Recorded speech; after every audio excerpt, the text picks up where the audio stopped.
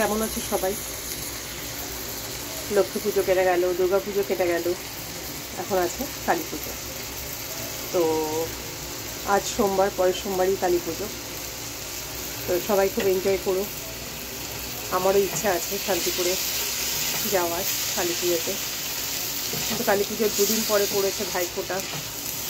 সেটাও একটা চিন্তা করছি যে দুদিন থাকবো, ওদিকে রান্নাবান্না।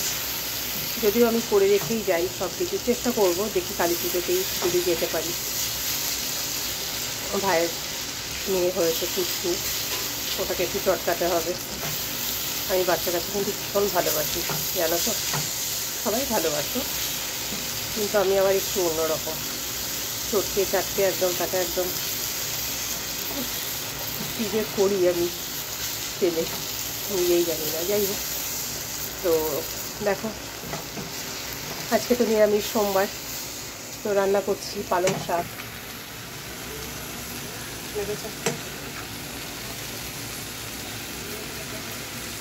আলোটা পড়ছে কিনা বুঝতে পারছি না, কতটা তোমরা বুঝতে পারছো। পালং শাক করেছি, হাফ বেগুন দিয়েছি ডুমো ডুমো করে ছোটো ছোটো করে কেটে, আর একটা ছোট্ট সরু টাইপের একটা মূলো ছিল, কালকে মূলোও নিয়ে এসছে। তো সেই মূলোটা একদম ঝিরিঝিরি করে কেটে দিয়েছি, এতে কোনো আলু টালু দিইনি। পাঁচফোড়ন দিয়েছি, দিয়ে কাঁচা লঙ্কা পাঁচফোড়ন, নুন হলুদ দিচ্ছি, আর একটা হাফ বেগুন, আর একটা ছোটো সাইজে মূলো। এখন তো মূলো একদম কচি, নতুন এসছে, তো সেই রকম একটা মূলো দিয়েছি। মূলোটা একদম ঝিরিঝিরি করে কেটে দিয়েছি, কারণ আমার ছেলে ভীষণ দিচ্ছে। মূলোর গন্ধ যদি পায় বা মূলো যদি চোখে দেখতে পায়, সেই তরকারিও খাবেই না, কিছু খেয়ে না। তো আমি সেই জন্য একদম ঝিরিঝিরি করে মূলোটাকে কেটেছি।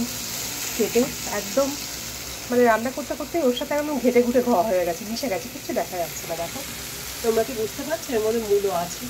কিচ্ছু বোঝা যাচ্ছে না। দেখো তো, আর সাথে আমি একটা মূলো কেটেও রেখেছি এখানে, যে এই মূলোটা আমি স্যালাডে খাবো। এই যে এরকমই সাইজের একটা মূলো দিয়েছি, এই মূলোটা আমি স্যালাডে খাবো। আর ও যখন খাবে তখনই খাবো, না হলে বলবে মূলোর গন্ধ আছে, মানে তুমি শাকে মূলো দিয়েছে।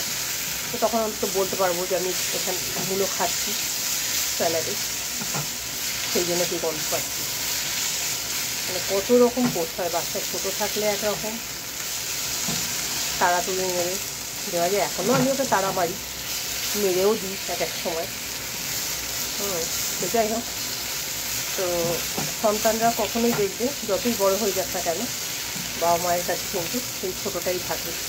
বিয়ে হয়ে বাচ্চা কাচ্চা হয়ে গেল, সেই ছোটোই থাকে।